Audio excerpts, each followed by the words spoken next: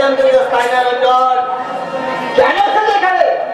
আমি জানতে এসেছি কত এই মেয়েটাকে তুই কাঁদবি, কেন তুই মেয়েটাকে স্ত্রীর মর্যাদা দিচ্ছিস? সেই কৈফিয়ত তুমি তাকে দেবো না, দিতে হবে, কারণ ও আমার পুত্রবধূ, কুলবধূ, আর কুলবধূর চোখের জল আমি কিছুতেই বরদাস্ত করবো না।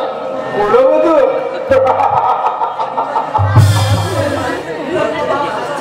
নির্লজ্জের মতো হাসছিস আজকাল। হ্যাঁ, তোমার মুখে কুলবধূর শব্দ শুনে অনেক দুঃখের মাঝে আমার হাসি পাচ্ছি। দাদা, তুমি শুধু কুলবধূর শব্দটা জানো, দাদা আশা অর্থ তুমি জানো না দাদা। এই তার যদি জানতে তাহলে এই মেয়েটা পিছনে ওর শুরু ধরতো না। আরে ব্যর্থ তোমার অন্ধকারে হারিয়ে যেত না, এইসবের জন্য শুধু তুমি দায়ী দাদা, একমাত্র তুমি দায়ী, তুমি দায়ী।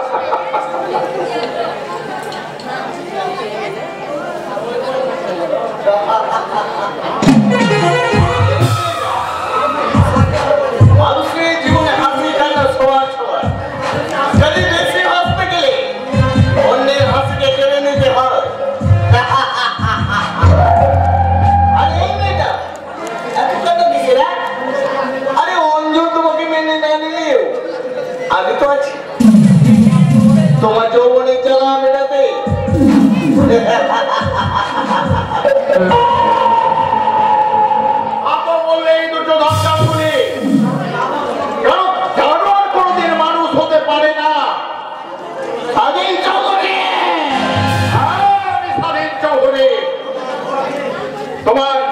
তোমার এই সমস্ত কৃতকর্মের আমি জবাব দেবো। আর্থিকে নিয়ে গিয়ে আদালতে যাবো, আর আদালতে গিয়ে তোমার এই সমস্ত সাক্ষী প্রমাণ সব জোগাড় করবো। আরে দাঁড়াও দাঁড়াও, বাঘের গুয়া থেকে শিকার ছিনিয়ে নিয়ে যাবে আর বাঘ কোনো প্রতিবাদ করবে না, তাই কখনো হয়? আরে